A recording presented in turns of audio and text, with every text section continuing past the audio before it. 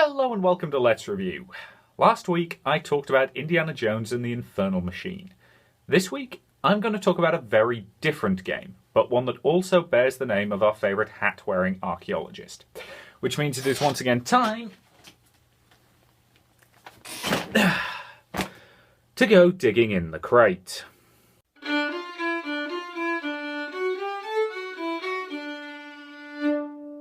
Infernal Machine was above all else a puzzle game. Even the enemies felt like puzzles, where the solution was use bullet on man.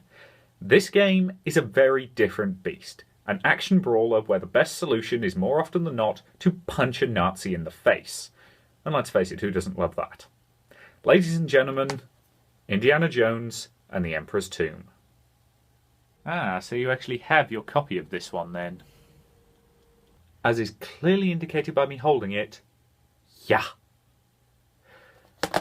Emperor's Tomb is actually set just prior to Temple of Doom. The game actually ends with a reference to an upcoming Nahachi job, which obviously film fans will recognise. And as such, that means we're back to our favourite enemies, Nazis. Ah yes, the one villain group you will never feel bad for punching repeatedly in the face. Oh yeah. While on an archaeological expedition, Indy comes across a very strange idol, one that doesn't seem to mesh with where it was found. He also encounters a group of Nazis who seem rather keen to get their hands on it.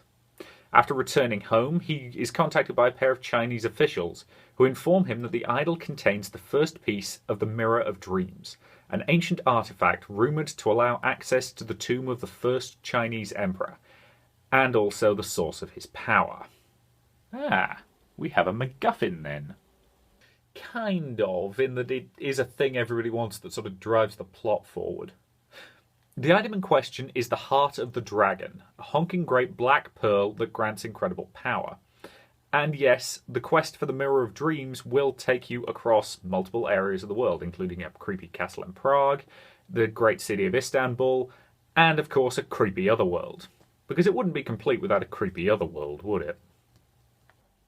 I suppose not. Tell me there are at least plentiful Nazis to punch in the face. Oh god, yes. This game is above all else a brawler. It's one that encourages you to let your fists, or whatever else you happen to have to hand, do all the talking, as you are encouraged to hit the enemies with your bare hands, with chairs, table legs, shovels, whatever you've got handy, providing it breaks reasonably quickly. You do realise that the odds of breaking a shovel merely by hitting someone in the face with it are extremely low. Oh, I know that, but I don't think the designers did. Let's face it, in this game, swords break in like half a dozen hits, which, well, they're just really badly made swords, apparently. But I'll be honest, it keeps the flow going nice and consistently. Even the firearms are significantly weaker here. They're useful, but they're certainly not your primary focus. In fact, the only weapons I would consider primary are a mystical throwing star named the Pa Cheng, and Indy's trusty whip. Does it operate in a way that is less realistic even than Wonder Woman's lasso of truth? Oh yeah. I mean, you can use it to swing across chasms at impossible speed. And the thing is, there's one level quite late in the game where Indy's being chased by a giant Nazi drill tank, because that's a thing that they have, and in order to do it he has to get over like 50 bottomless pits using his whip. And frankly, this level is kind of ridiculous, and it's hampered by the game's biggest problem. Dodgy platforming? Well, sort of, but I was actually referring to this game's save system, or lack thereof. The game's actually broken up into acts and chapters. Each act is a location, and each chapter is a level within that location. However, if you die anywhere during a chapter, you have to restart the whole thing from the top. This can be incredibly frustrating, and it tends to lead to shorter levels to make that viable. So as such, you don't get any of the big sprawling maps you got in Infernal Machine, and you tend to be limited to fairly linear levels, which is kind of a problem. Although I will admit, there are quite a lot of them. Does that even out then? Mostly.